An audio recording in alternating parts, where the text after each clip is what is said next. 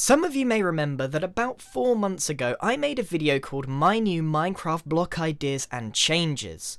Now I don't know if Mojang actually saw that video or not, probably not, but today they released a snapshot that included a whole heap of blocks and they're absolutely fantastic. It's fair to say that my prayers have been answered and I've never been so excited about an update ever. You'll notice that I rarely do Minecraft update videos because they're so widely covered on YouTube, but this one is different and I want to show you why. So let's go and take a look at them. So here's a quick overview of the blocks that we're going to be talking about. Every single one of these is brand new except for the bottom line, which is actually a retexture of wool. So I want to go through all of them, and buckle yourself in because this is going to take a while. So this is what wool looks like now. You may not be able to tell the difference if you're not familiar, but to us builders this is quite a nice change. Wool didn't have the nicest texture and it's just been picked up. This is one of the new blocks, white concrete powder. Now there's all sorts of colours and it's exactly the same sand, but with all of these mellow colours introduced as well. So this is a very, very welcome change, and this has implications that I want to talk about later as well. Moving on, we've got white concrete itself. This forms from the powder and it looks like it's just one solid colour. But if we get in real close and have a look, you can actually see a very subtle texture, and that is very, very nice. This one block is going to change the face of creative mode for a lot of us because it's just such a nice solid colour. So let's address the elephant in the room. These are the new blocks that might be a bit startling and may even seem out of place to begin with. These are the Terracotta Blocks. And what's interesting about these is that they have a front face, meaning that we can rotate them to our will and get various different patterns. So let me demonstrate.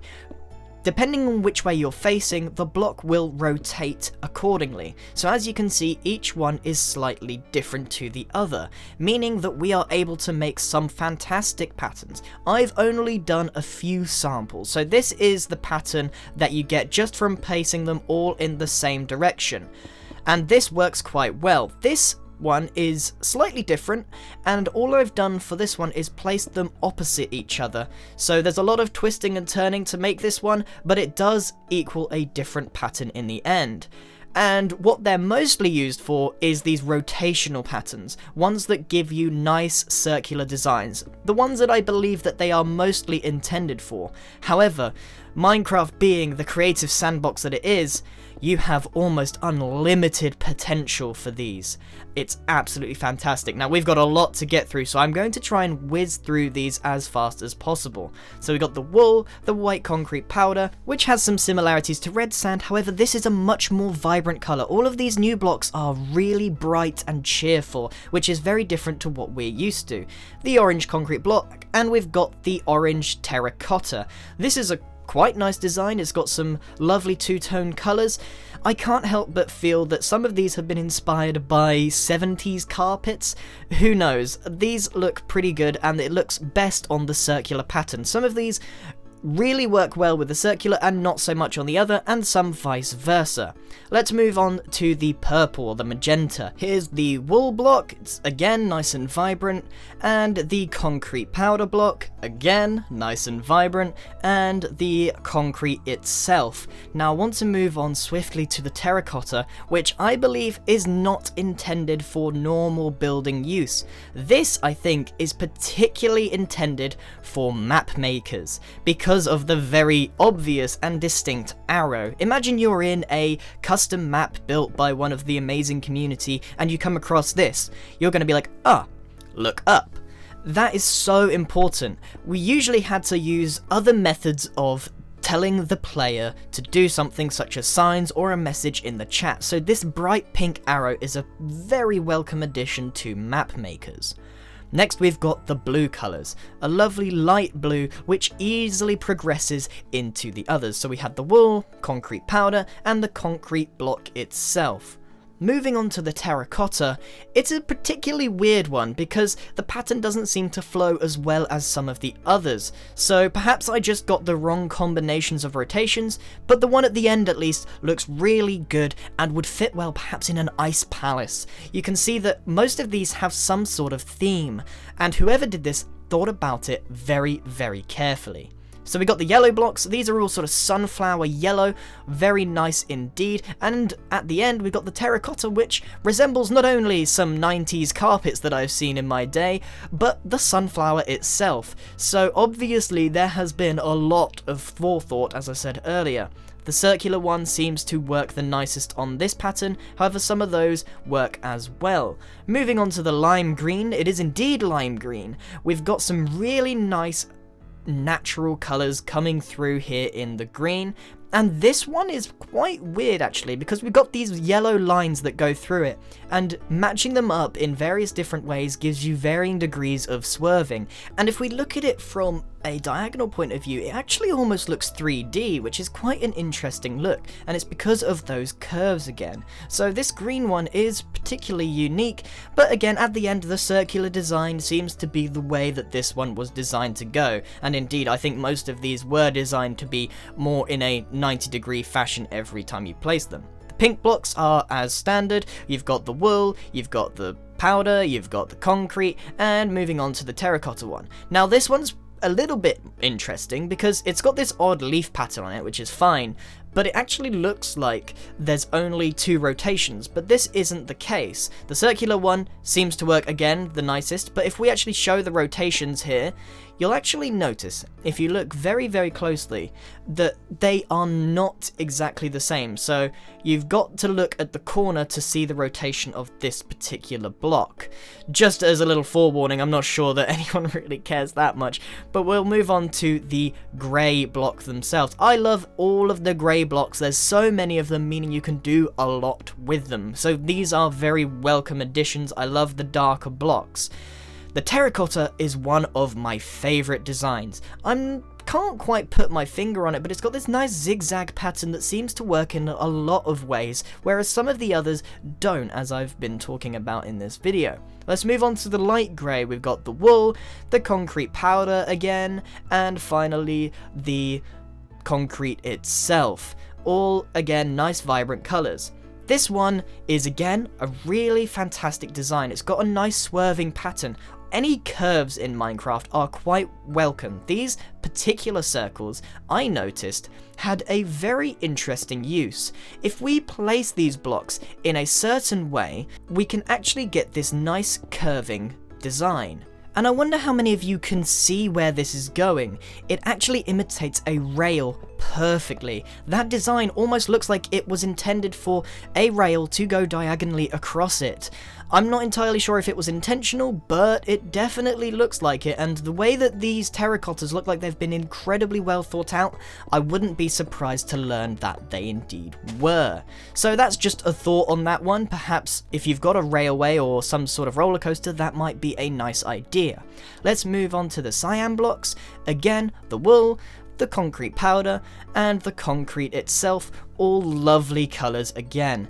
And the terracotta is this weird design of square shapes. Actually, if you look closely, you can see a creeper face, again just showing that there's been a lot of attention to detail, and some of these blocks are Minecraft themed, much like the purple one. So we've got the purple wool, the concrete powder, and the concrete itself. But at the end here, we've got a terracotta block that actually has some minor details in it. So you might notice that that looks like the handle of a diamond sword, and if we look closely on the other side, there's a little pickaxe as well. So once you put all these together, it actually fades away, but it's got that Minecraft theme to it. So again, these have been really well thought out. So you can't even tell now that all of those are together, but it's those little details in these blocks that I really, really enjoy. So if you took a look at these terracotta blocks initially and thought, ugh, what's going on?